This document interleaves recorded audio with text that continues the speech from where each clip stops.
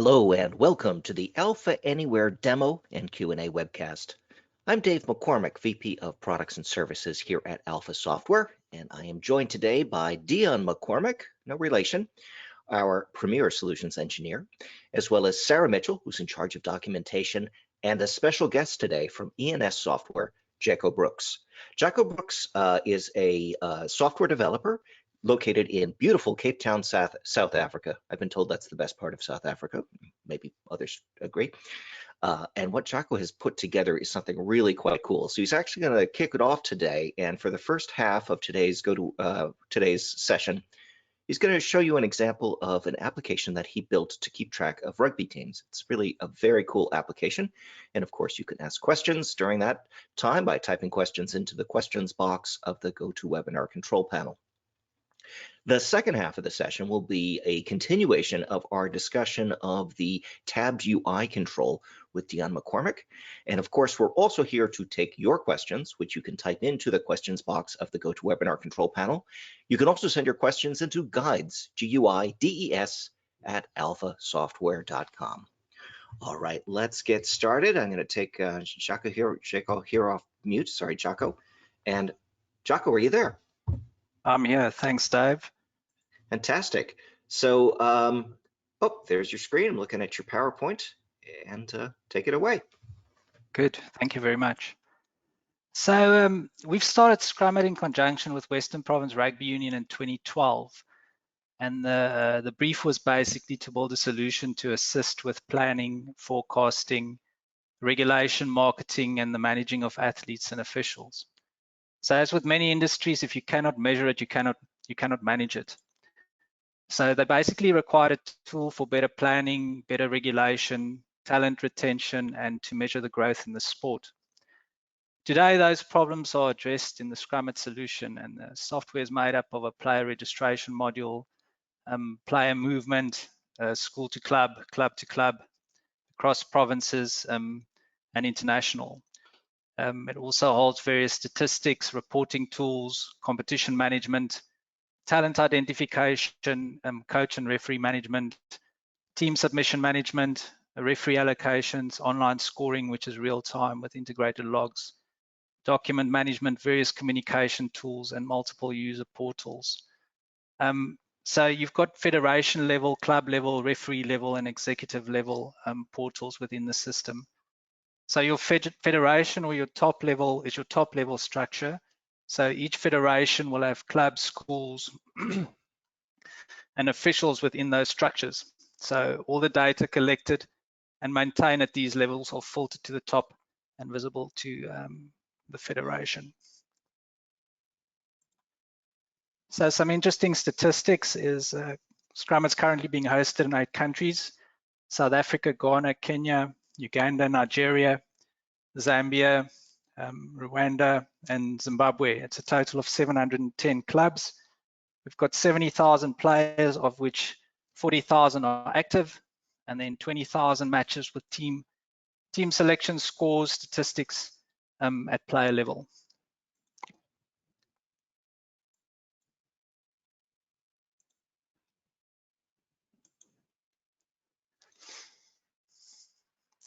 So the first area we're going to be looking at is at federation levels, which oversees a group of clubs, schools, and match officials.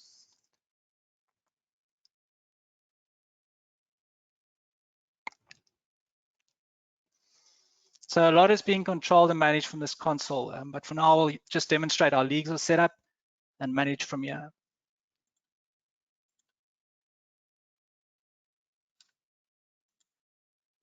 So I'm going to show you how I build a competition. Put in the start date for the competition. Then how many clubs are in a group? So a league structure consists of groups, and it's normally 3 groups, but for purposes of this demonstration, I'll keep it small. And then how many clubs, how many teams per club? So let's change that to a 3, and then make this only a first team. Then you can select whether you want the fixture structure to be set up to play home and away games. And then if your competition is structured over a 2-year period, you can swap your home and away. And if it's a tournament, it will schedule the games automatically on one single day. So over here, you select whether you are running a senior or a junior competition. You set up whether it's male or female. You put the minimum and maximum player age requirements in here. So these parameters are used to filter players that are eligible to participate in this competition. And this is very useful at school level to ensure team selections are age appropriate. So here you can specify your competition groups. I'm going to put 2 groups in here.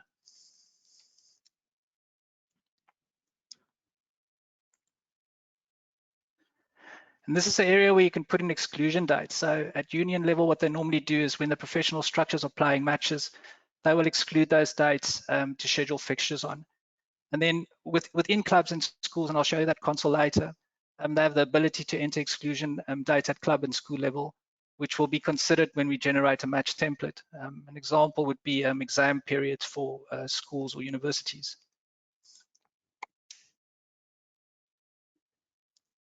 So over here, you'll create a participating team. So you basically select your clubs from here. So I'll just select 3 arbitrary clubs in this little demo comp.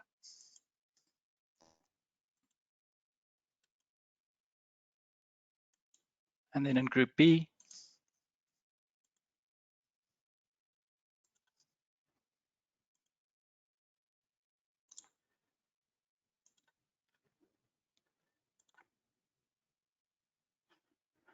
and in this section, you can basically allocate grading. So match officials are graded and they get assigned to a specific level of competition. So here you can specify for Group A for the first team which gradings of officials can officiate in those fixtures. So let's just select Division 1 and Division 2.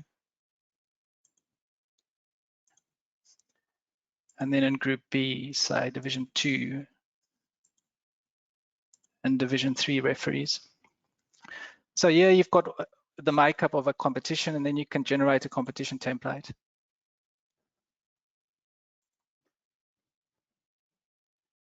So once that's done, you can now go and manage those fixtures. So you select your competition. I'm just going to go and select a different competition over here so that you can see more detailed data. So here you can see the fixtures that's been generated. These fixtures can then be edited and changed over here. So if any matches are changed in terms of starting times and venues, you can go and do them over here, save them in, and then just fire off this button, and email notifications will be sent to both the home team and the away team match officials.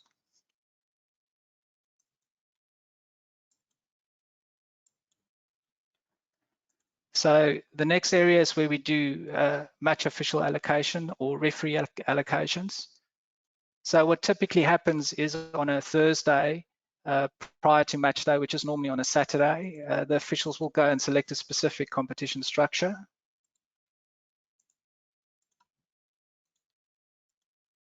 And a date range, so let's just select some arbitrary dates.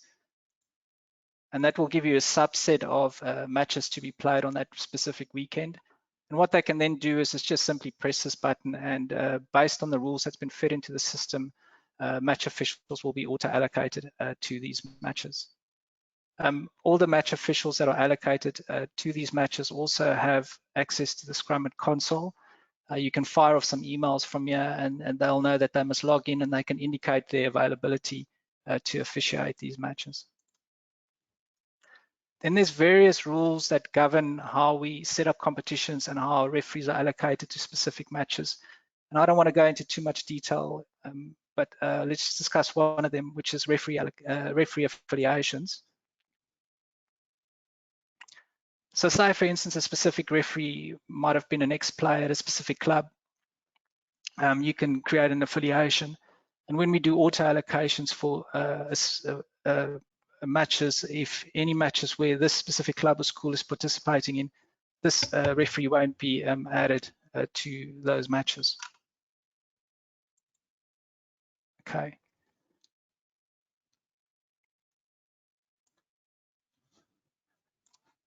Sorry, the webinar window was in front of my log off button. It does that.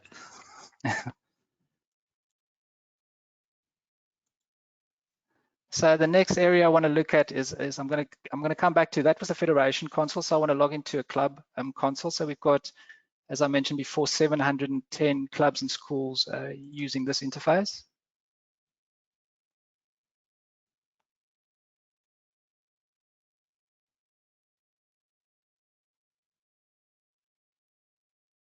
So each club and school has got a dashboard which gives them a general overview of what's going on in their club. So they can see the number of active players over here, and it's broken down into existing players. And this is basically players who played the previous season that return to play for this season. And you can also see your number of new registrations. And then you also have an age breakdown sitting at the bottom over here, and various audit trails and inbox messages, which is useful to the administrator. We also carry statistics of that club and all the teams that participate in matches. So over here, you can see each team's win-loss ratio, number of wins, draws, points scored for and against, tries for and against, and red and yellow cards. We got some general demographics in here according to age and race breakdown, and some more dashboards over here, which I'll go into more detail when we go back to the Union console, because there's a bit more data available.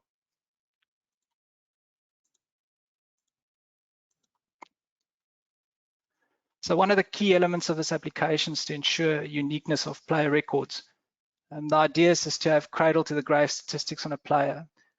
In South Africa, we use a national identity number as a unique marker. It's similar to a social security number. So some countries don't have this, and we build a unique marker using information on a birth certificate. So one of our clients, Ghana, is like that. So let me just quickly go and look at Ghana, and there you can see we take the birth names and the date of birth to build a unique marker. So in South Africa, we use our identity number. So I just want to copy one over here. So when we do a verification check and a player is already registered with a club, we'll bring that detail up so the club administrator can see. You can see that that this specific player is currently active at a different club, and you can request a clearance. All the contact information is listed below, and what will happen is an email will get fired to the club administrator of this player's current club to either transfer and release that player record, which will then become visible in this console, or reject the transfer. So I've got an example of that in this current club. So this is basically what they will see, and they can then click release or reject to affect the transfer or to stop it.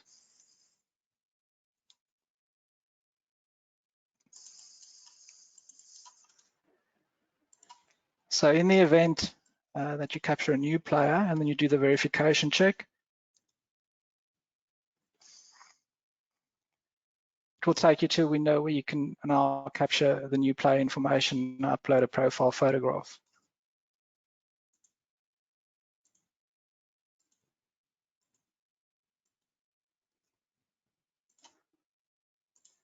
So I've just shown you how we generate a fixture template and how fixtures are generated from the Federation console. So all fixtures that are related to a specific club or school will then filter through to this console.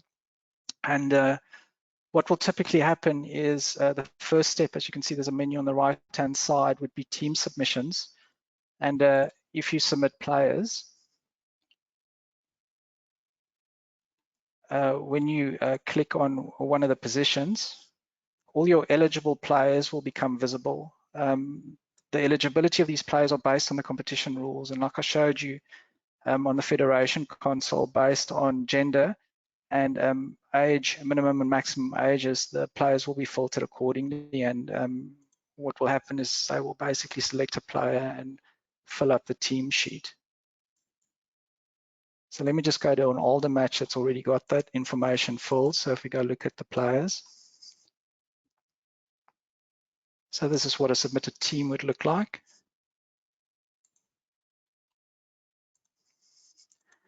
They can also submit the management of that specific team, the coach and assistant coach, physiotherapist, team doctor, etc. So all this information is linked to this fixture.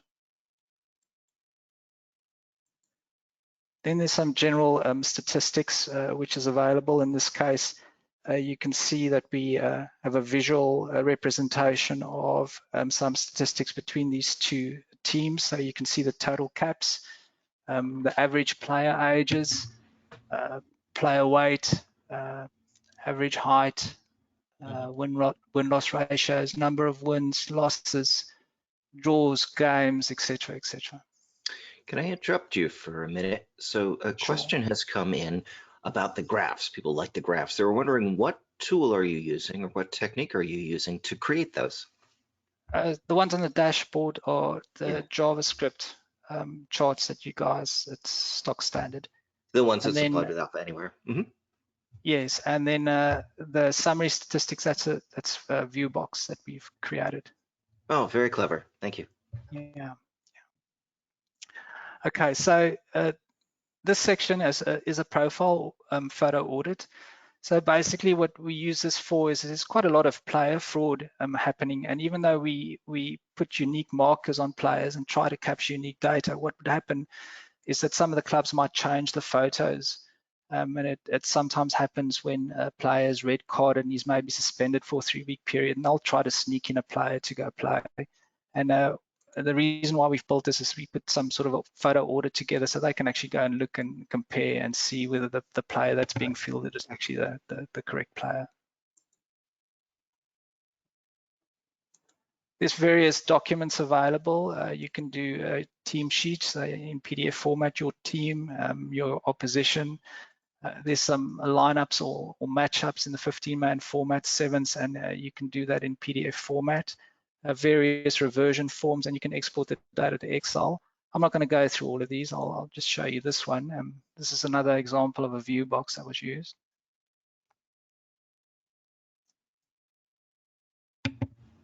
Oh, that's very nice. Yeah.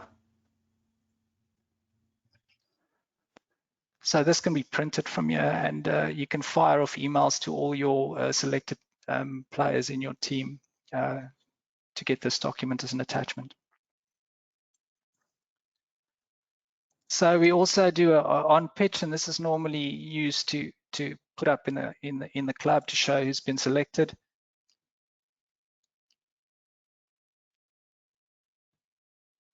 And this can be printed off to PDF.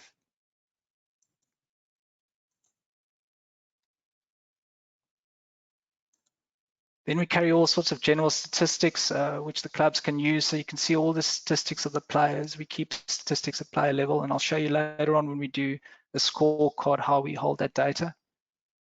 So here you can see it's split between both clubs, and then the statistics for the current season, and then overall.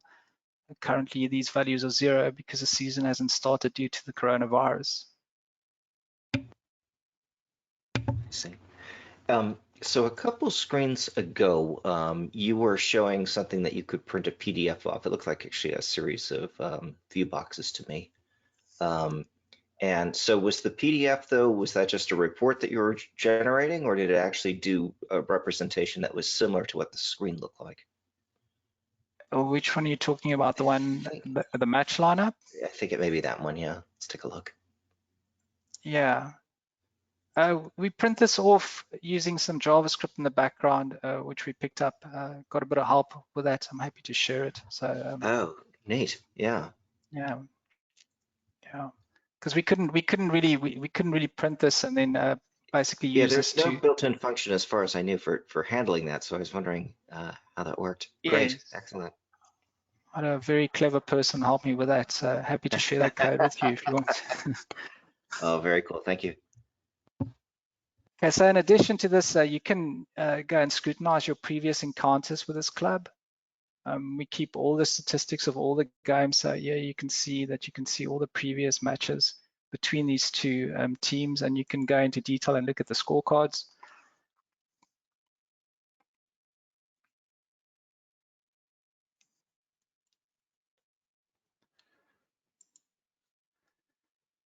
And then finally, we got some email notifications in here. So obviously you want your opposition to submit their team sheet so that you can generate matchups. So you can fire off some reminder emails to your opposition just to submit their team sheet. When you're the home team, you're responsible for completing the scorecard. You can fire that out. It mostly happens field side. It's live, but in some cases they do that after the fact. And then you can also fire off an email sort of after a match to the match official to go and verify the score, which they do on their console. So when you say field side, do people actually, do some of your users actually bring this application with them to the games and log in on a computer or a mobile device or something like that? Or Yes, on match day, both clubs are seated field side at an admin table, and then the home side responsible for scoring. That's normally done on a laptop. We've got a light version of ScrumIT, which is mobile friendly, Neat. which they use to do some basic, all the basics. So scoring is one of the elements on the light version. Very cool. Thanks. Okay, so I just want to quickly show you live scoring.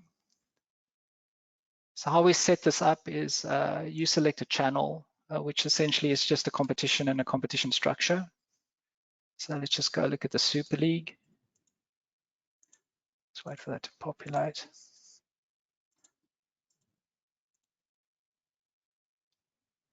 Then what you'll see on the left here is all the up and coming matches, and on the right would be the log standings.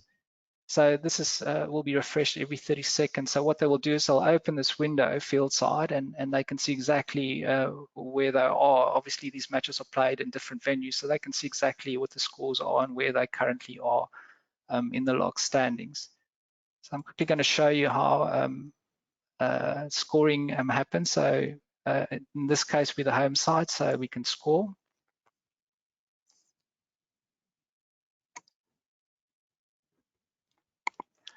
So here you can see the game hasn't started. So what you do is you'll indicate that your game started, and that will be reflected on the live scoring.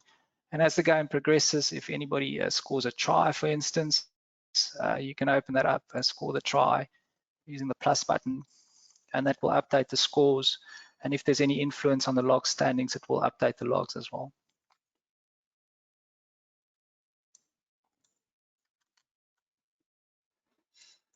Okay, so I'm going to go back into, before I do that, let me quickly just go into the opposition, just to show you how the data reflects for the opposition side in this example.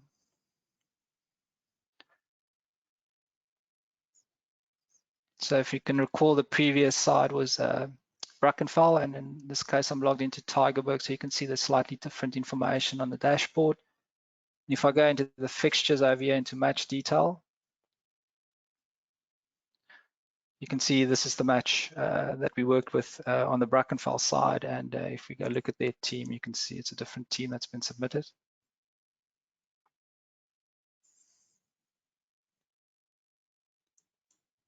And like I said, the home side is responsible for scoring, so you can't open a scorecard from the side.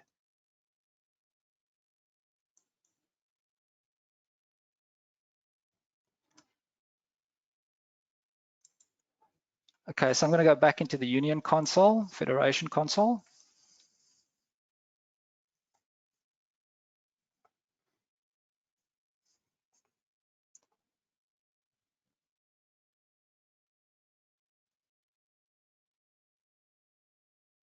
So all the data that's captured at club and school level sort of gets collated, and it's visible in the Federation dashboard. So you've got a nice overview in terms of all your active players. You can see the breakdown over here in terms of male and female players, and then you got sort of other demographic information sitting on the side here. So this can all be broken down further. So you can go and look at a specific regions. So the Federation is made up of regions. So you can go look at a different region, for instance, and just update the graphs accordingly. And then you can drill down even further. And within a region, you got a set of clubs or schools, and you can go and select that. And within each club and school, you can get the information. So we've got some additional dashboards over here, one of them being game inclusion. So this dashboard measures game time. So yeah, the Federation can look at things like how many players have had no game time or have been selected once, 2 to 5 inclusions, 5 to 10, or more than 10. And this is sort of a marker for them to decide whether they need to have more games to give people more game time. And like with the others, this can be drilled down even further into regions and the club and school level.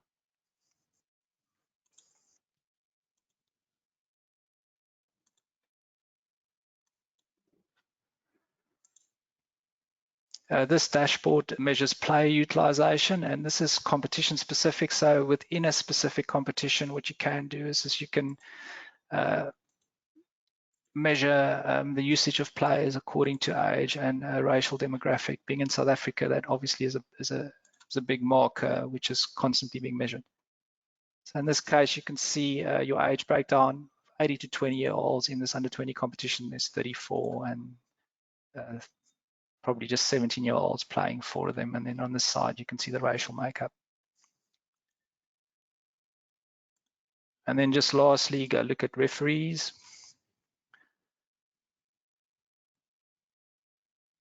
So this dashboard gives you an overview of all the match officials that you've got in your union. So all this data that gets collected from the various schools, federation itself by putting together the fixtures, allowed me to build a contact tracker to track player movement. Yeah, let's get into that. That's sort of interesting. In fact, I think recently you've made it onto the news with this application because of its ability to know which players were with which players, if that's correct. Yes, I was quite surprised all the attention it got. But basically, rugby is a contact sport, and obviously, you know, there's tackling going on and quite a lot of sweating and a ball being moved around, and it's highly unlikely that a player, any of the match, 23 on both sides, won't touch the ball at least once. So it's the nature of the sport. And I just thought of putting together some sort of a module to trace if a player is infected, to trace him all the way through and all the contacts he's made, to sort of trace that through all the way through to an end, using a starting point and then basically looping through all the information to get an outcome, so that you can quickly go ahead and extract the information and contact all those affected to obviously try and avoid more people getting infected with the virus. Very cool. Okay, so in the contact tracker, basically you will have all your players, and then what you'll do is find the affected player or the infected player in the database, select that player, and what you'll see on the right here is all the matches that player has been involved with. And then basically what you should do is to select a match where you think that player was already infected as a starting point, and then use the process tracking module to go and pick up that information. And that runs through a whole lot of loops in the background and writes information to tables, which I then present in this dashboard over here. So you can see just by playing in 3 matches, this is the number of players that was affected, number of match officials, total clubs and schools, and then the number of fixtures. And this can all be extracted to Excel, and somebody can go and follow up and make contact with all these parties. That is absolutely amazing. So I'm reading through the questions and the comments here, and people are absolutely blown away by your app. So you do have a couple other technical questions, of course, because these are developers you got here. So which Sure. I hope you don't mind answering. And so, some are pretty basic. First of all, what backend database are you using? Is this SQL Server, MySQL, MariaDB, or something else? I'm using SQL Server. Yeah. Great, excellent. The other thing was, okay, well, this is always the question: how long did it take you to build something like this, from say, from your idea to having something that was working, and how much development do you think it took you to get up to here, if you had to guess? It's difficult to say. I Sure. basically started developing with the union in 2012, and Uh-huh. this is basically a labor of love. So, Yeah. and I've been adding to it, as it goes along, and this is basically my playground, and whenever you guys bring out new tools, this is where I sort of put them to the test, is It, within this application. it looks like So you're using quite a few of the rather newer features. Like I'm seeing disclosures, for example. It looks like you might be using the expanding menu bar on the left, or maybe I'm wrong about that. yeah, And definitely a ton of view boxes, which is great. yes, Do you yeah. have any comments? So I'm suspecting that underneath that you've got some UX controls and stuff that you're building as well. Yes, yes. Are you talking about the actual dashboard that's on the screen? Well, that dashboard and just the other screens that we've seen so far. Yes, Someone very asked much if you so. had used grids, but it looks like most of the stuff you're doing is UX based. Maybe you are still using grids. I'm not sure. Yeah, I've got a couple of grids. I'm trying to phase them out as I go along. Uh-huh. So yeah, so as I get time, I try and convert them to UXs. Yes. Fantastic. Well, Jaco, this was absolutely amazing. I am really very, very glad that you were able to show it to us. This tremendous work. Um, so thank you very much for joining us. Really appreciate it. Thank you for having me. It's a pleasure. Thank you. All right, so we're now going to move on to the second half of today's presentation, and Dion is going to go over the UX using making a tabbed UI replacement using the UX, and I believe he's going to be talking about the security functions that were in the tabbed UI, moving those over to the UX as well, if I got that right. So Dion, are you there? Yes, sir. Excellent. Let me go ahead and make you the presenter. So Dion, what did you think? That was pretty amazing, wasn't it?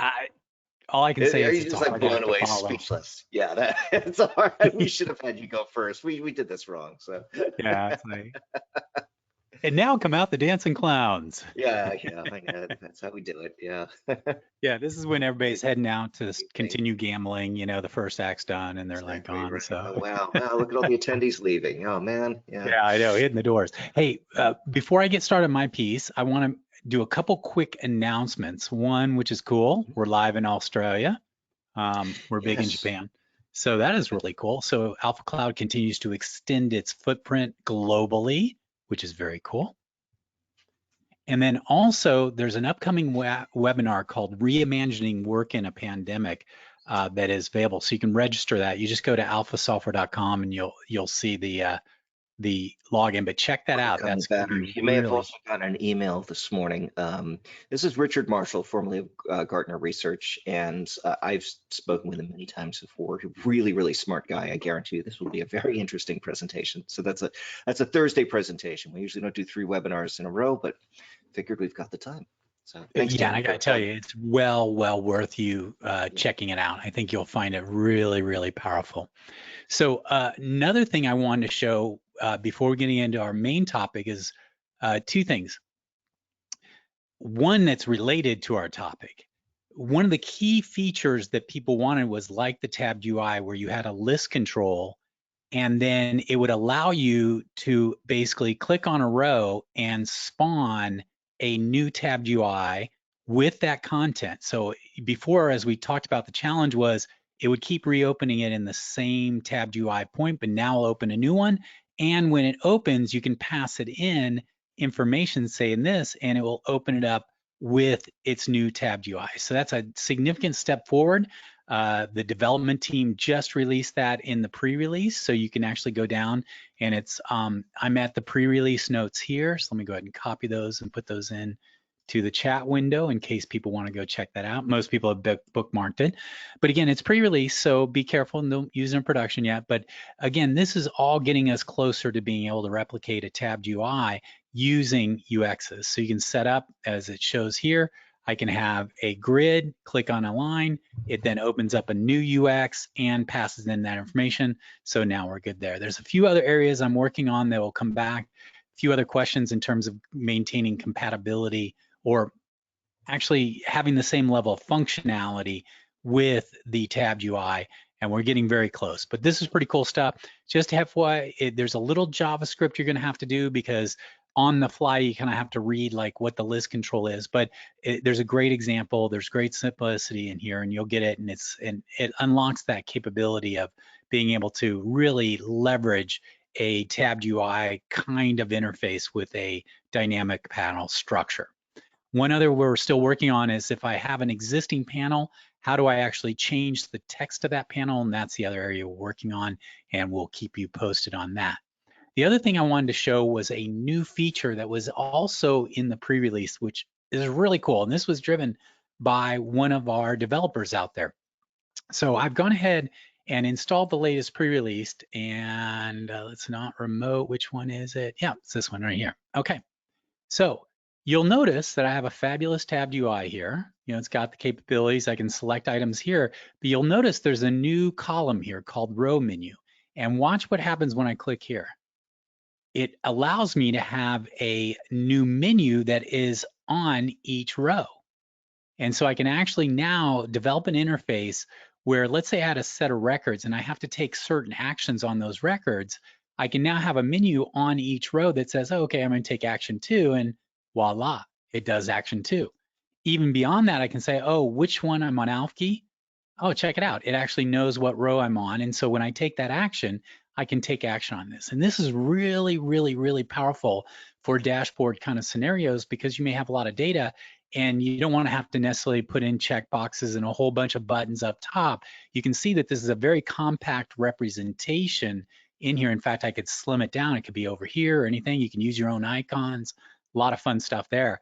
But this unlocks that ability to sort of take action on an individual row with an, and the neat thing about this too, and this is again driven by our community, is that this can either be a fixed menu or it can be dynamic. So you could literally create a new menu per row to take specific actions. Like for instance, let's say on this row, only one action was available, then I could literally show that. But that takes a lot more basically JavaScript behind the scenes, but the possibility is there.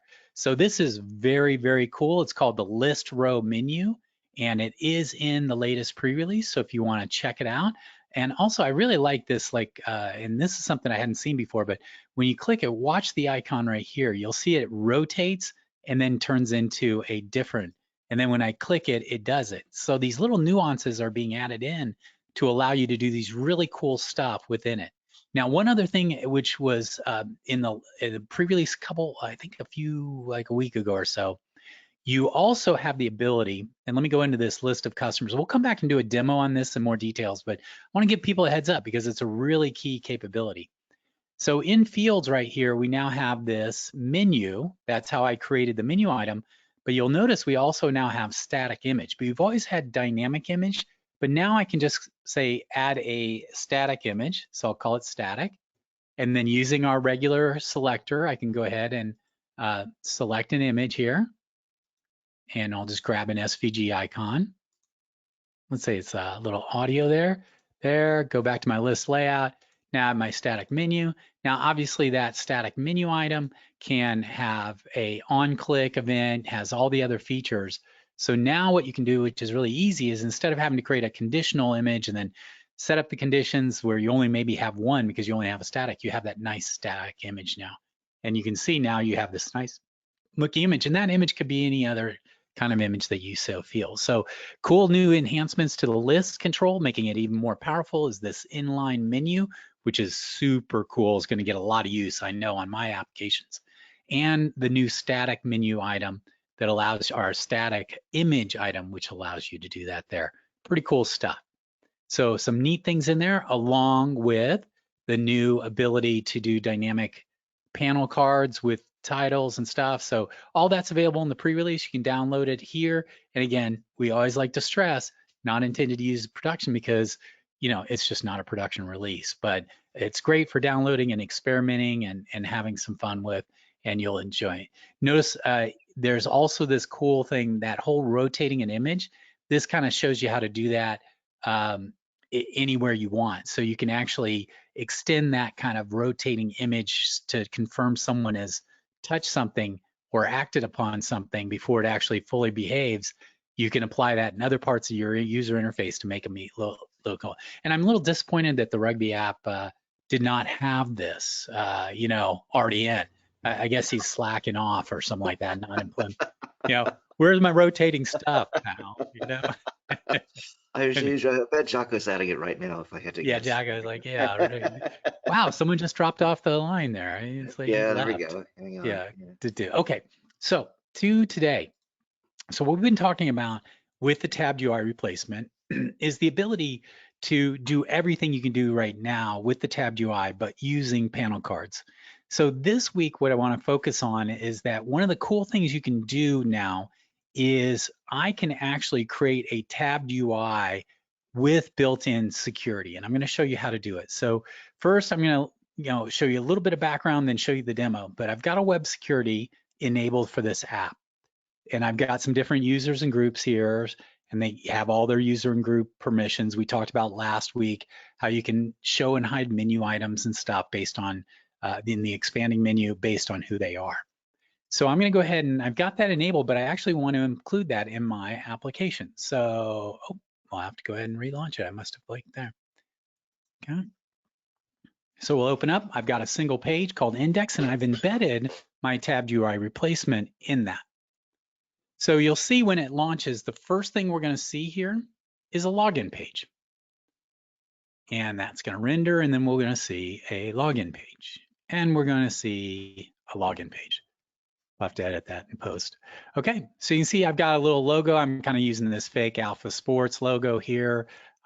Anybody did the Giant Killer training will be familiar with Alpha Sports. It's a global, mega corp for sports products. So it's really good. Anyway, so I'm going to go ahead and log in here.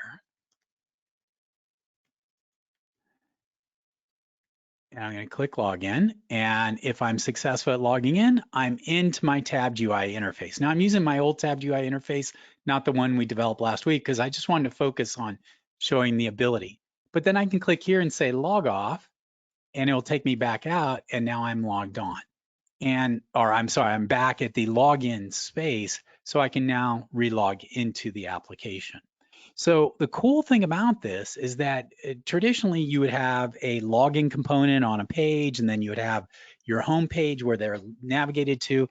In our case, the situation is the following, is that we have a single, and I'll go into web security to show this, is that we have a single page called index, and everything is on that page.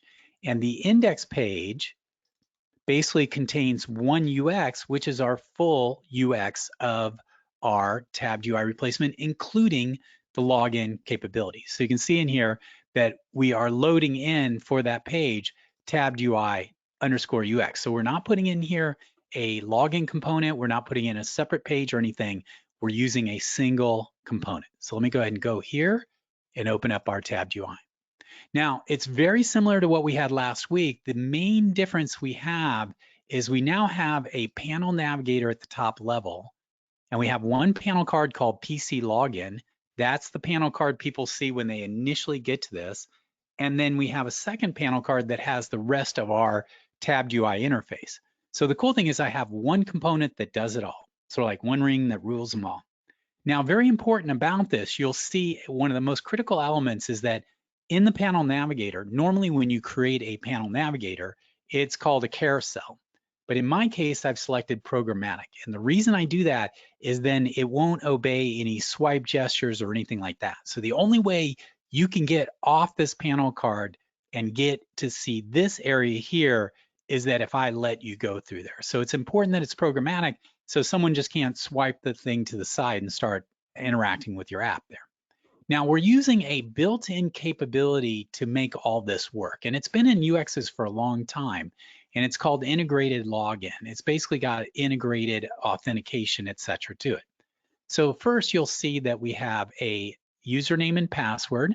By the way, this is just standard UX, so you can style this thing any way you want. You can move it around, you can put it, because it's just merely a series of an image on the left-hand side with a container and my stuff, and then a login button right here.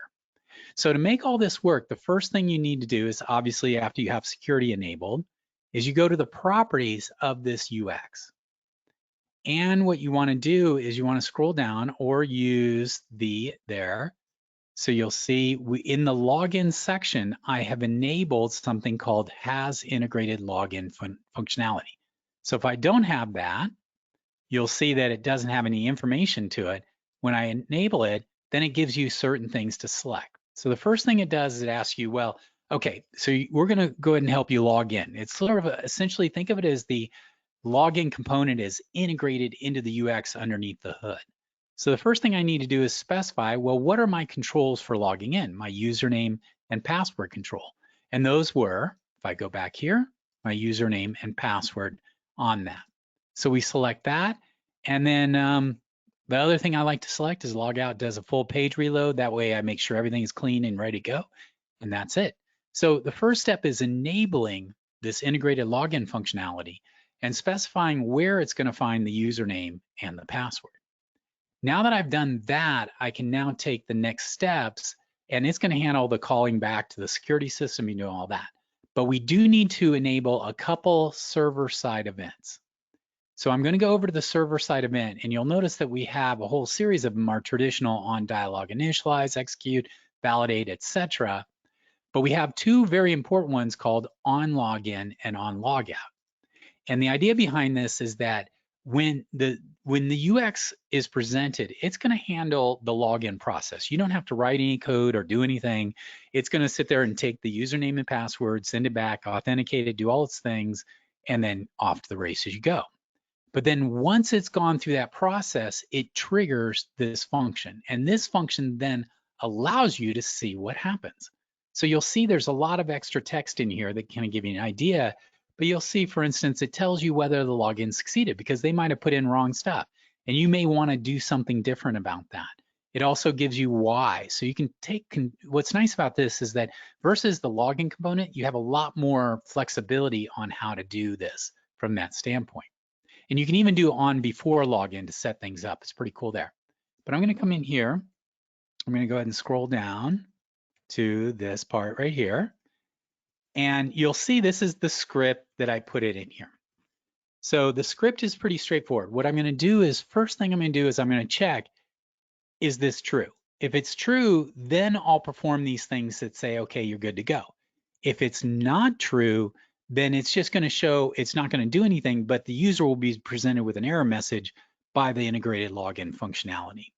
So you'll see the first things I'm doing is I'm grabbing the person's username and I'm putting that into a variable by using a built-in function that says, okay, if they're logged in, I can now use this context security current user. Now this looks a little tricky, but I'll explain it in a few minutes. But what I'm doing here is I'm taking that control bar and I'm updating the data value in the control bar to show the user's name. Actually, let me go back and show you what that looks like. So I'm going to go ahead and log in here.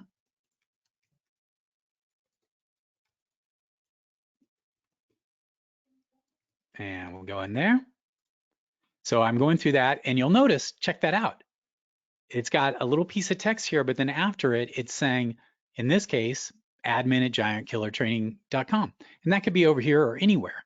So what happens is I throw the, in fact, I use this to work it out.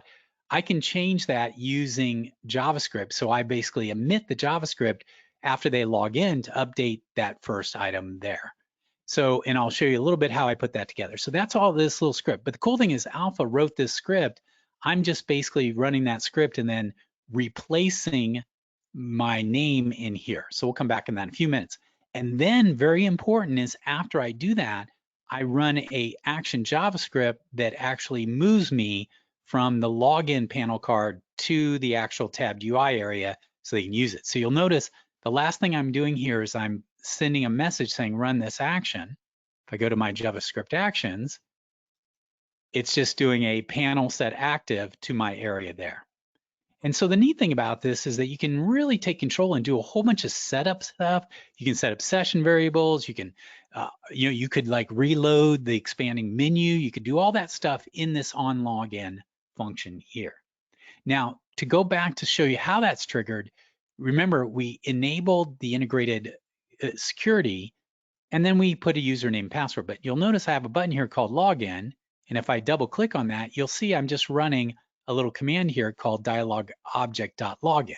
And that's what triggers the UX to go ahead and take the data out of those username and password, do the validation, and then if everything works, it then says, okay, great. I'm going to pass you over to the on login function, and you are on your own. And so in that case, you notice I had to do a couple things. One is I updated my control bar so it would show the person's user ID.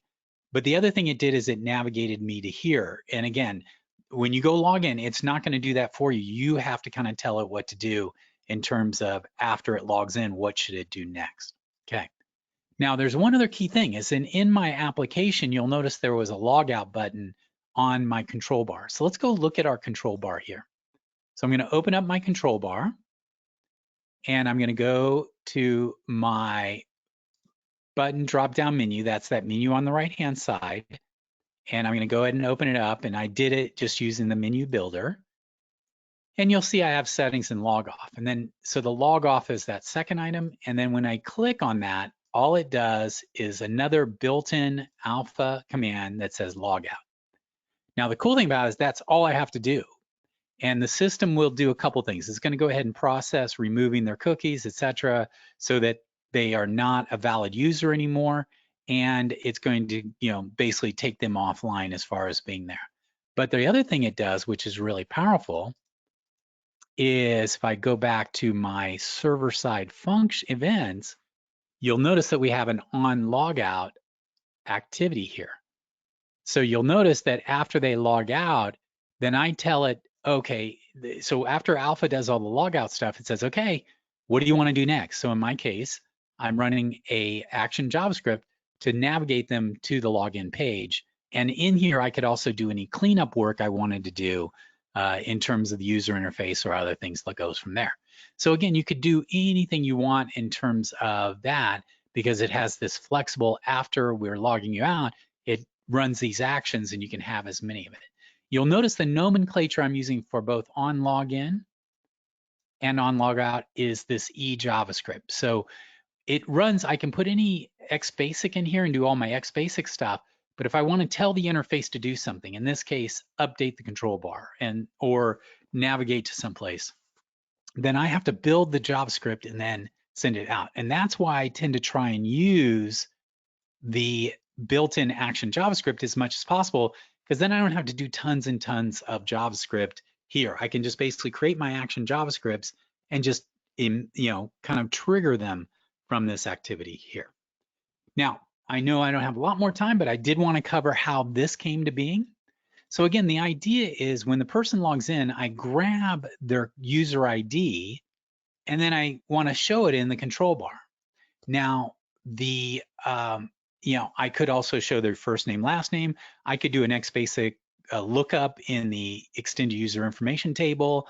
Anything is possible in terms of what you want to do here, because I can just do XBasic and then, update my control bar with other data that's associated with it. So let's go ahead and show you how I started through this. So the requirement was the following. I have a control bar here. In the control bar here, and I'll go to the layout here to show you, you'll see that I have, it's built, let's see. You like that slider, huh? I don't know. Now that you know what it does. Anyway, but you basically see we have a drop-down menu at the right-hand side, and then we have this HTML in the middle. And that HTML in our case is this, but you'll notice it says my app as the ampersand. Let me go ahead and open this up so you can see it. So this is static text. That's just regular static text that's going to be emitted as HTML. And it says my app, and then I put a little space. And then you'll notice I have this thing in curly brackets. Well, what that is called a placeholder, or rather a data value. So in my control bar, I've created a data value called username, and I gave it a default value. So the neat thing about this is this becomes a variable that's available on the control bar that I can change at will.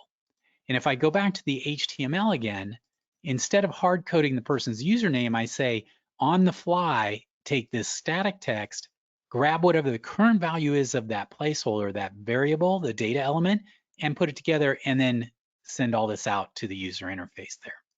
So the nice thing is I now have a dynamic sort of header area based on that information. So I have this data right here.